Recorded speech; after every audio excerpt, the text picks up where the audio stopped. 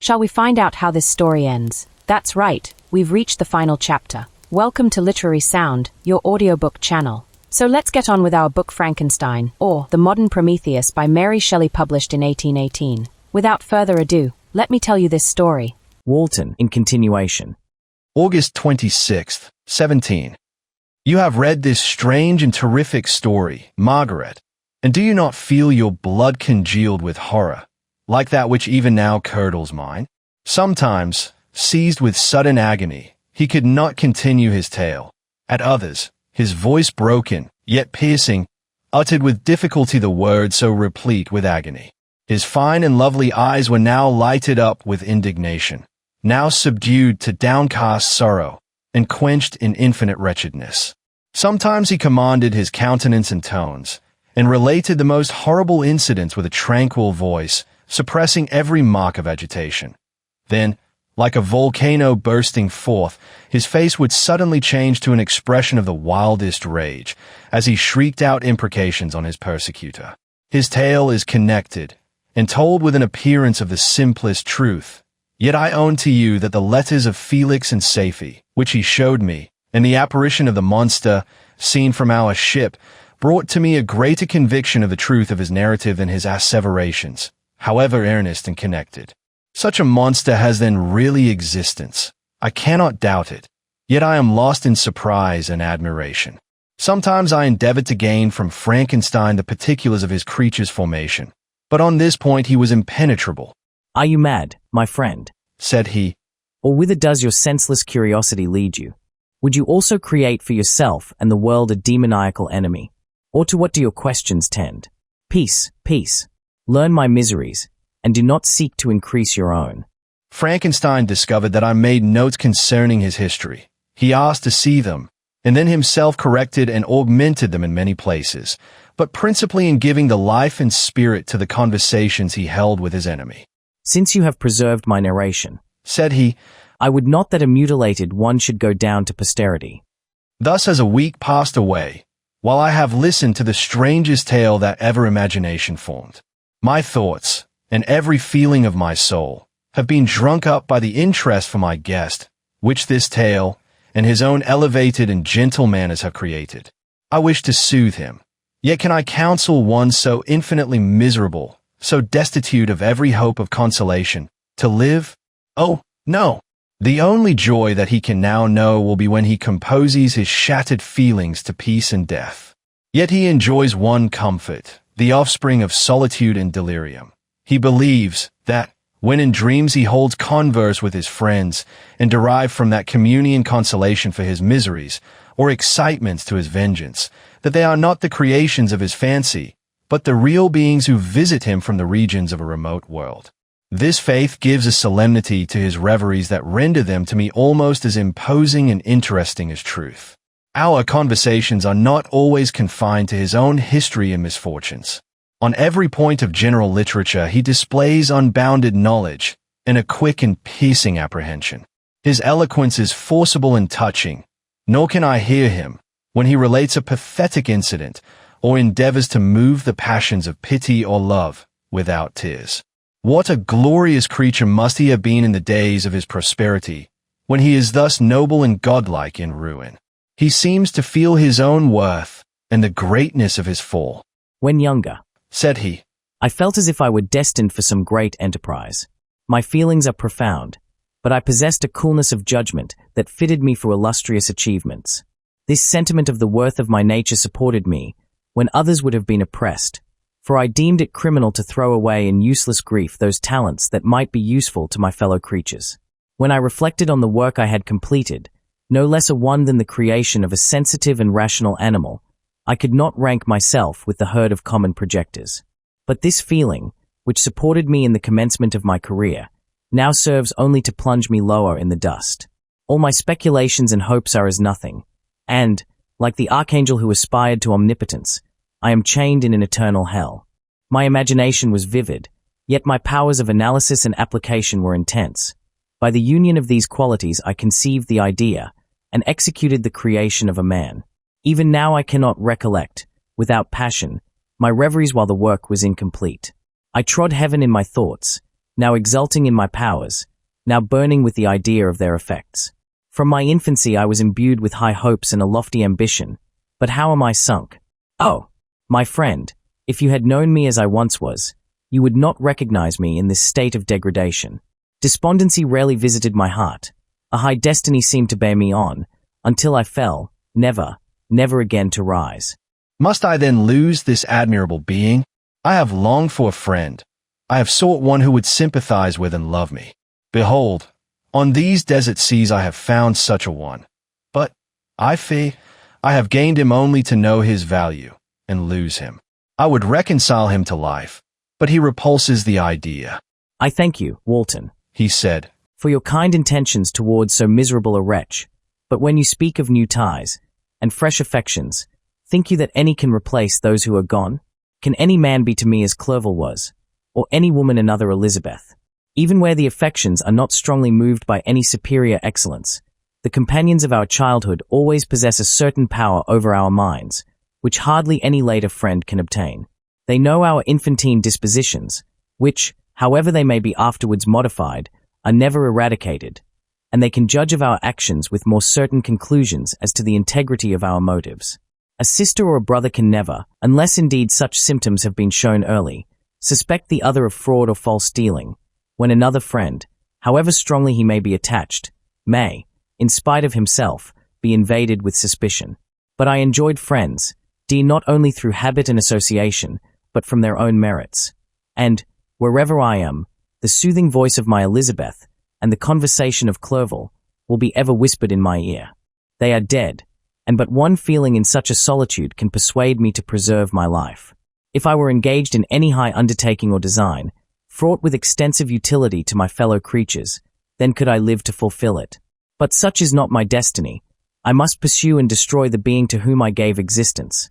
Then my lot on earth will be fulfilled, and I may die. September 2nd. My beloved sister, I write to you, encompassed by peril, and ignorant whether I am ever doomed to see again dear England, and the dearer friends that inhabit it. I am surrounded by mountains of ice, which admit of no escape, and threaten every moment to crush my vessel. The brave fellows, whom I have persuaded to be my companions, look towards me for aid, but I have none to bestow. There is something terribly appalling in our situation, yet my courage and hopes do not desert me. We may survive, and if we do not, I will repeat the lessons of my Seneca, and die with a good heart. Yet what, Margaret, will be the state of your mind? You will not hear of my destruction, and you will anxiously await my return. Years will pass, and you will have visitings of despair, and yet be tortured by hope. Oh, my beloved sister, the sickening failings of your heartfelt expectations are, in prospect, more terrible to me than my own death. But you have a husband and lovely children. You may be happy. Heaven bless you, and make you so. My unfortunate guest regards me with the tenderest compassion. He endeavors to fill me with hope, and talks as if life were a possession which he valued. He reminds me how often the same accidents have happened to other navigators who have attempted this sea, and, in spite of myself, he fills me with cheerful auguries. Even the sailors feel the power of his eloquence. When he speaks, they no longer despair. He rouses their energies, and, while they hear his voice, they believe these vast mountains of ice are molehills, which will vanish before the resolutions of man. These feelings are transitory. Each day's expectation delayed fills them with fear, and I almost dread a mutiny caused by this despair. September 5th. A scene has just passed of such uncommon interest that although it is highly probable that these papers may never reach you, yet I cannot forbear recording it. We are still surrounded by mountains of ice, still in imminent danger of being crushed in their conflict. The cold is excessive, and many of my unfortunate comrades have already found a grave amidst this scene of desolation. Frankenstein has daily declined in health. A feverish fire still glimmers in his eyes, but he is exhausted, and, when suddenly roused to any exertion, he speedily sinks again into apparent lifelessness. I mentioned in my last letter the fears I entertained of a mutiny. This morning, as I sat watching the one countenance of my friend, his eyes half closed and his limbs hanging listlessly, I was roused by half a dozen of the sailors who desired admission into the cabin. They entered, and their leader addressed me. He told me that he and his companions had been chosen by the other sailors to come in deputation to me, to make me a demand, which, in justice, I could not refuse. We were immured in ice, and should probably never escape. But they feared that if, as was possible, the ice should dissipate, and a free passage be opened, I should be rash enough to continue my voyage, and lead them into fresh dangers, after they might happily have surmounted this. They desired, therefore, that I should engage with a solemn promise, that if the vessel should be freed, I would instantly direct my course southward. This speech troubled me. I had not despaired, nor had I yet conceived the idea of returning, if set free. Yet could I, in justice, or even in possibility, refuse this demand? I hesitated before I answered, when Frankenstein, who had at first been silent, and, indeed, appeared hardly to have force enough to attend, now roused himself. His eyes sparkled, and his cheeks flushed with momentary vigor. Turning towards the men, he said, "What do you mean? What do you demand of your captain? Are you then so easily turned from your design? Did you not call this a glorious expedition? And wherefore was it glorious? Not because the way was smooth and placid as a southern sea, but because it was full of dangers and terror. Because, at every new incident, your fortitude was to be called forth, and your courage exhibited, because danger and death surrounded, and these dangers you were to brave and overcome. For this was it an honorable undertaking. You were hereafter to be hailed as the benefactors of your species, your name adored, as belonging to brave men who encountered death for honor and the benefit of mankind. And now, behold, with the first imagination of danger, or, if you will, the first mighty and terrific trial of your courage, you shrink away, and are contented to be handed down as men who had not strength enough to endure cold and peril. And so, poor souls, they were chilly, and returned to their warm firesides. Why? That requires not this preparation. Ye need not have come thus far, and dragged your captain to the shame of a defeat, merely to prove yourselves cowards. Oh, be men, or be more than men. Be steady to your purposes, and firm as a rock. This ice is not made of such stuff as your hearts might be. It is mutable, cannot withstand you, if you say that it shall not. Do not return to your families with the stigma of disgrace marked on your brows. Return as heroes who have fought and conquered, and who know not what it is to turn their backs on the foe." He spoke this with a voice so modulated to the different feelings expressed in his speech, with an eye so full of lofty design and heroism, that can you wonder that these men were moved? They looked at one another, and were unable to reply. I spoke. I told them to retire, and consider of what had been said, that I would not lead them further north, if they strenuously desired the contrary, but that I hoped that, with reflection, their courage would return. They retired, and I turned towards my friend, but he was sunk in languor and almost deprived of life. How all this will terminate, I know not, but I had rather die than return shamefully, my purpose unfulfilled. Yet I fear such will be my fate. The men, unsupported by ideas of glory and honor, can never willingly continue to endure their present hardships. September 7th. The die is cast. I have consented to return, if we are not destroyed. Thus are my hopes blasted by cowardice and indecision. I come back ignorant and disappointed. It requires more philosophy than I possess to bear this injustice with patience. September 12th. It is past. I am returning to England. I have lost my hopes of utility and glory. I have lost my friend. But I will endeavor to detail these bitter circumstances to you, my dear sister, and, while I am wafted towards England and towards you, I will not despond. September 19th. The ice began to move, and roarings like thunder were heard at a distance, as the island split and cracked in every direction. We were in the most imminent peril. But, as we could only remain passive, my chief attention was occupied by my unfortunate guest, whose illness increased in such a degree that he was entirely confined to his bed. The ice cracked behind us and was driven with force towards the north. A breeze sprung from the west, and on the 11th the passage towards the south became perfectly free. When the sailors saw this, and that their return to their native country was apparently assured, a shout of tumultuous joy broke from them. loud and long continued. Frankenstein, who was dozing, awoke and asked the cause of the tumult. They shout, I said, because they will soon return to England. Do you then really return? Alas, yes, I cannot withstand their demands. I cannot lead them unwillingly to danger, and I must return. Do so, if you will, but I will not. You may give up your purpose, but mine is assigned to me by heaven, and I dare not. I am weak, but surely the spirits who assist my vengeance will endow me with sufficient strength. Saying this, he endeavored to spring from the bed, but the exertion was too great for him. He fell back and fainted. It was long before he was restored, and I often thought that life was entirely extinct. At length he opened his eyes, but he breathed with difficulty and was unable to speak. The surgeon gave him a composing draught and ordered us to leave him undisturbed. In the meantime, he told me that my friend had certainly not many hours to live. His sentence was pronounced, and I could only grieve and be patient. I sat by his bed watching him. His eyes were closed, and I thought he slept.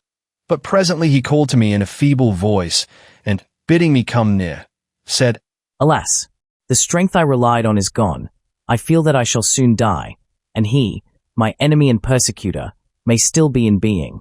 Think not, Walton, that in the last moments of my existence I feel that burning hatred, an ardente desire of revenge, I once expressed, but I feel myself justified in desiring the death of my adversary.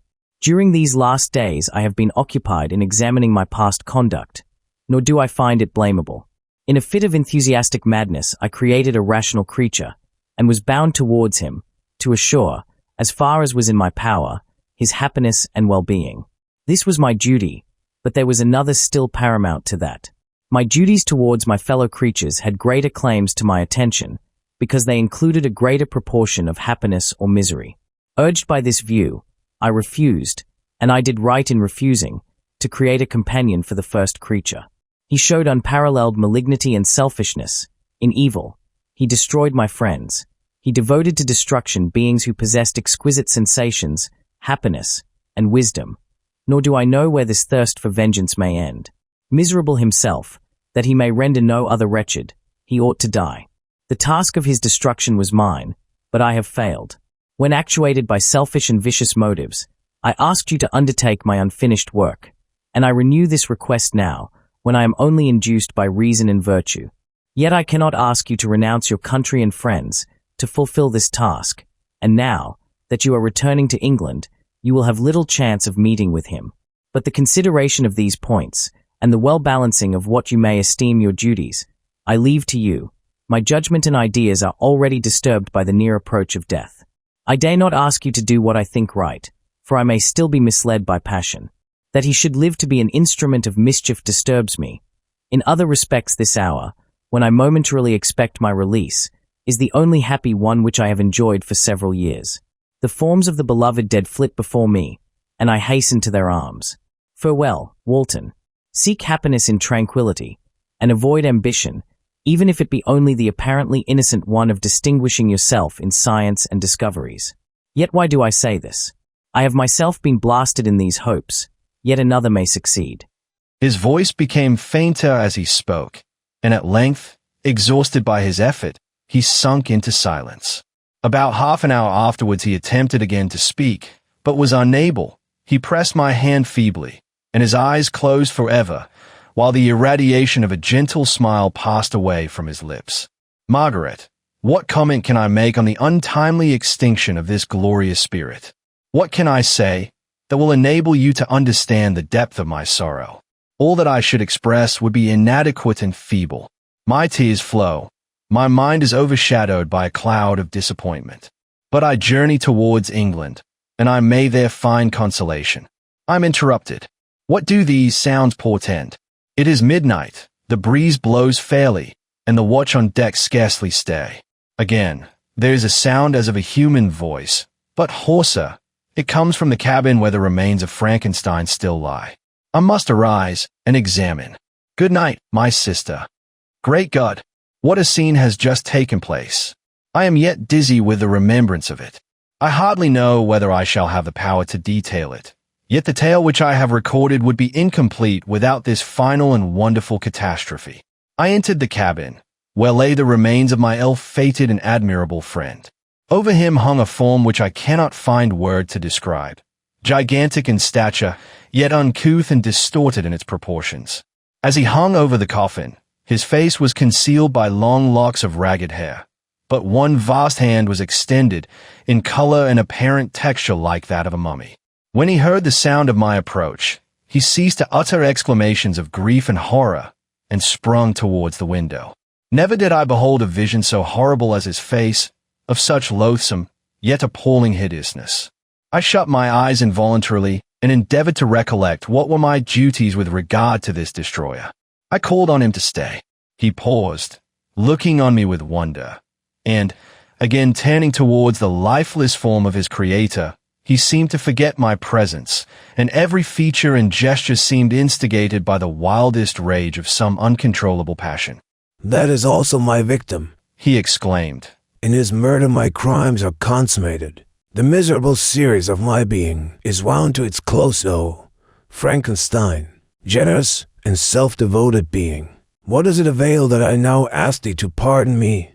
I, who irretrievably destroyed thee by destroying all thou lovedst. Alas, he is cold. He may not answer me." His voice seemed suffocated, and my first impulses, which had suggested to me the duty of obeying the dying request of my friend, in destroying his enemy, were now suspended by a mixture of curiosity and compassion. I approached this tremendous being. I dared not again raise my looks upon his face.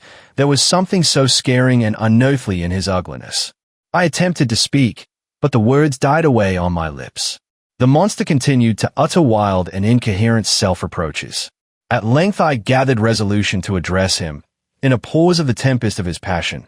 "Your repentance," I said, "is now superfluous. If you had listened to the voice of conscience, and heeded the stings of remorse, before you had aged your diabolical vengeance to this extremity, Frankenstein would yet have lived." "And do you dream?" said the demon. "Do you think that I was then dead to agony and remorse? He continued, pointing to the corpse. He suffered not more in the consummation of the deed, not the 10,000th portion of the anguish that was mine during the lingering detail of its execution. A frightful selfishness hurried me on, while my heart was poisoned with remorse. Think ye that the groans of Clerval were music to my ears? My heart was fashioned to be susceptible of love and sympathy, and, when wrenched by misery to vice and hatred, it did not endure the violence of the change without torture such as you cannot even imagine. After the murder of Clerval, I returned to Switzerland, heartbroken and overcome. I pitied Frankenstein. My pity amounted to horror.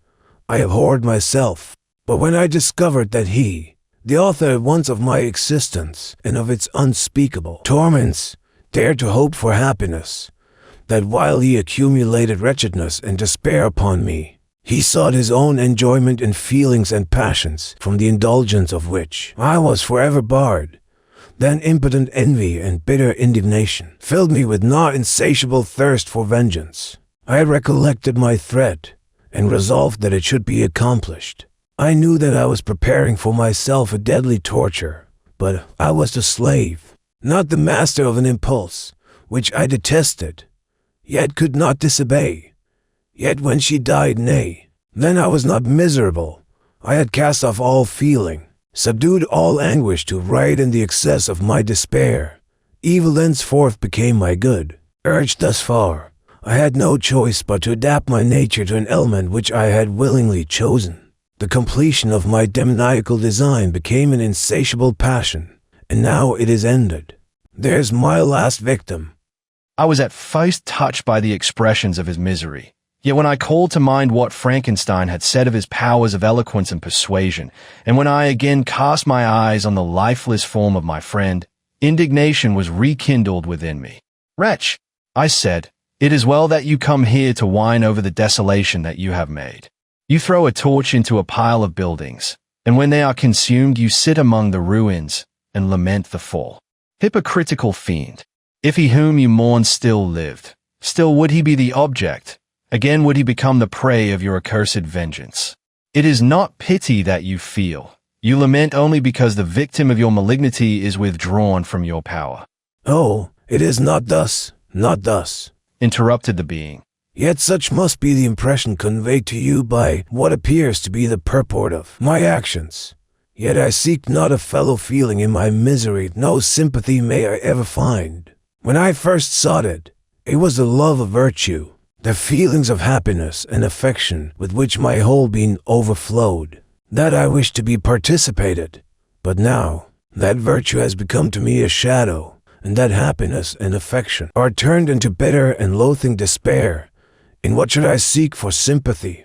I am content to suffer alone, while my sufferings shall endure. When I die, I am well satisfied that abhorrence and opprobrium should load my memory. Once my fancy was soothed with dreams of virtue, of fame, and of enjoyment.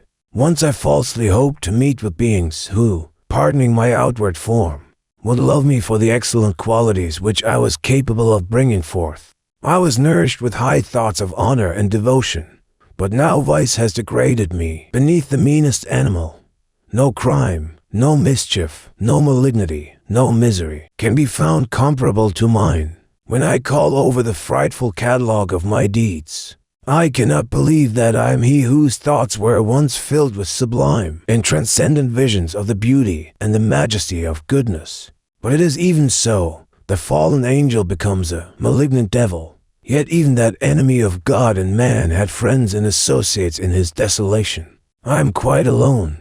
You, who call Frankenstein your friend, seem to have a knowledge of my crimes and his misfortunes, but in the detail which he gave you of them, he could not sum up the hours and months of misery which I endured, wasting in impotent passions. For whilst I destroyed his hopes, I did not satisfy my own desires. They were forever ardent and craving. Still I desired love and fellowship, and I was still spurned. Was there no injustice in this?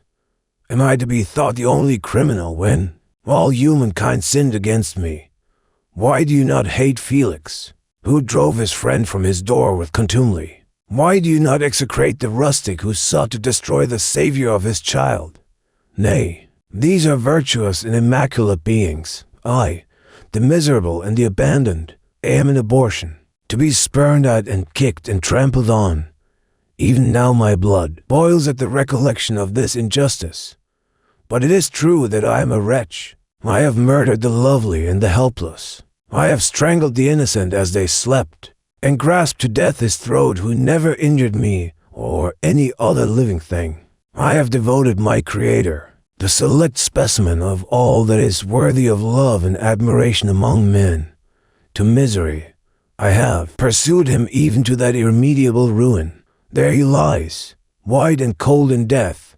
You hate me, but your abhorrence cannot equal that with which I regard myself. I look on the hands which executed the deed. I think on the heart in which the imagination of it was conceived, and long for the moment when they will meet my eyes, when it will haunt my thoughts. No more. Fear not that I shall be the instrument of future mischief. My work is nearly complete. Neither yours nor any man's death is needed to consummate the series of my being, and accomplish that which must be done, but it requires my own. Do not think that I shall be slow to perform this sacrifice.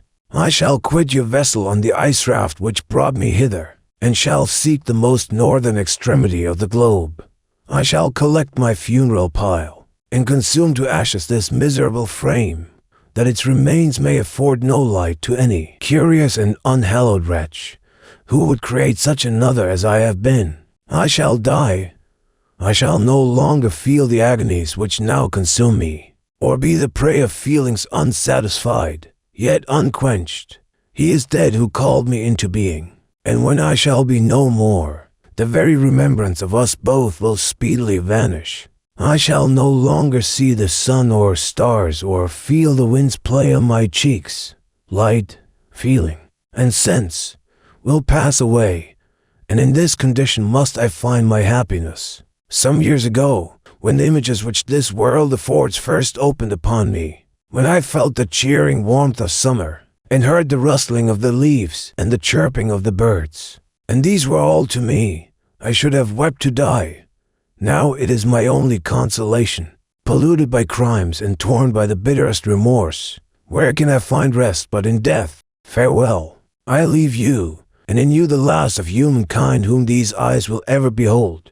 Farewell, Frankenstein, if thou wert yet alive, and yet cherished. A desire of revenge against me, it would be better satiated in my life than in my destruction.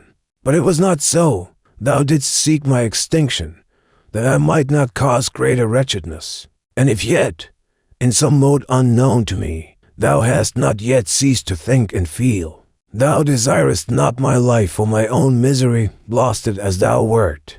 My agony was still superior to thine, for the bitter sting of remorse may not cease to rankle in my wounds until death shall close them forever.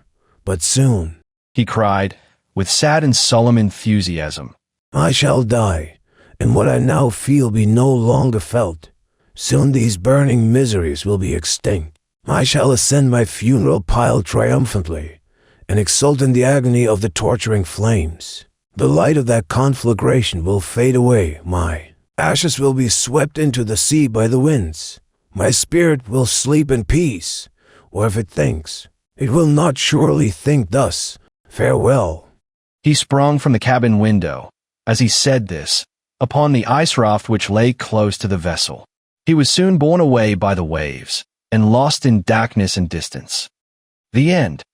Wow, I'm going to spend a few days thinking about this story. What did you think? Let me know in the comments. Literary Sound is on Spotify, YouTube, and TikTok. Follow me and don't forget to leave your like. This helps me a lot and costs you nothing. Check out the playlist to listen to all the chapters. Soon I will post a video with the entire story and another on curiosities about the writer and the book, so stay tuned and don't miss it. I'm excited to start the next one. Any suggestions? See you soon.